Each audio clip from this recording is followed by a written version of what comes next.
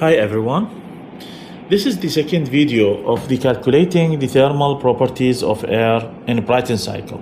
In this video we will know how to use S method and P method to find the entropy and the pressure of any point in cycle.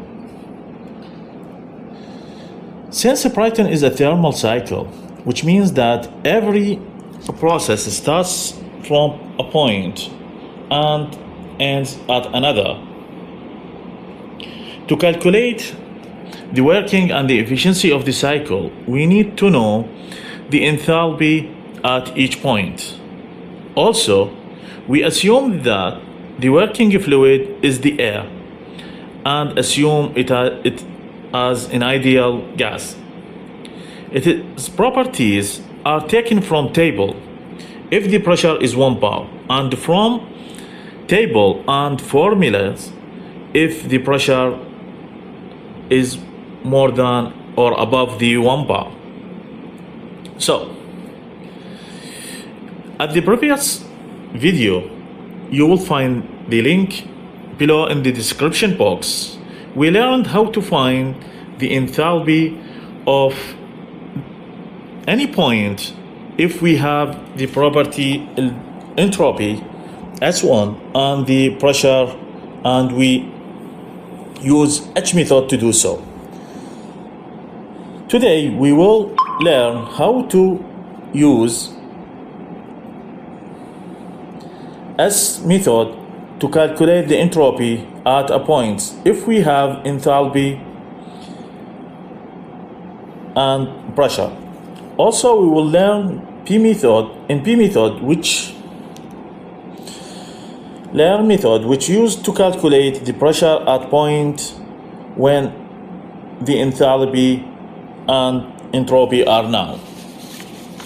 By knowing the enthalpy and entropy and the pressure, it will be easy to move to the next point and calculate its properties and so on to figure out the efficiency and the power of cycle.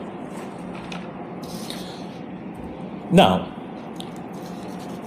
to use the S method, when we have H1 and P1, so if we have a point which is 1, denoted by 1, and we have the properties H and P, we can go to the first we will assume that we have imaginary point which is 1 dash, as we can see here. Since H1 equal H1 dash, so we can go to the table, and from the table at the same with H1 we can calculate or find the S1 dash. Now we can apply this formula to calculate the S1. So we can find the value of S1. For example, if we take what is the entropy of the air at the pressure P1 equal 1.5 bar and enthalpy H1 equals 753.1 kilojoule per kilogram Kelvin. First, what we have is the enthalpy at this point 1, and the pressure. So, as we explained before, we will make this move.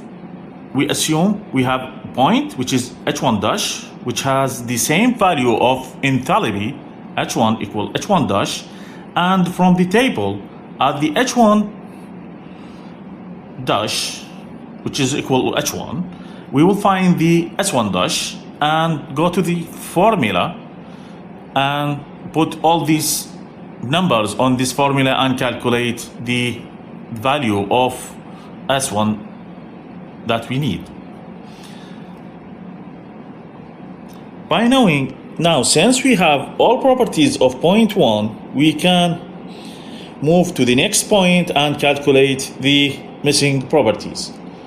Now, at the P method, which is used to, as we said before, it's used to know the or calculate the pressure. If we have H1, that's mean enthalpy and entropy. If we have them, we can use this formula, or we go through the same process. We will find another point which one dash, and the value of enthalpy at H1 dash equal to the enthalpy at H1. So we will go to the table, and at the same value of entropy, we will find the value of S, which will be S1 dash. So we can apply this formula, to find the pressure value. So if we take this example, what is the pressure of air if entropy S1 equals 7.5628 kilogram per kilojoule Kelvin, and enthalpy H1 equals 713.56 kilogram per kilojoule by kilogram Kelvin? We will do the same. We will first start with the sketch.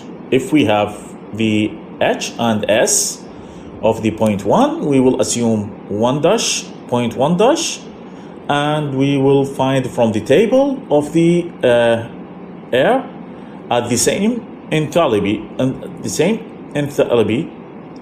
of the point 1, which is the same as point 1 dash, and find the S1 dash. And if we have these two values, we will go to the formula, apply this formula, and find the pressure that we are looking for.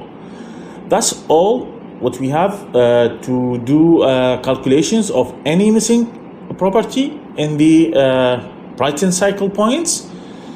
Please, if you find this video is useful, pay it forward, don't make it stop by you, just like it and share it. Thank you very much.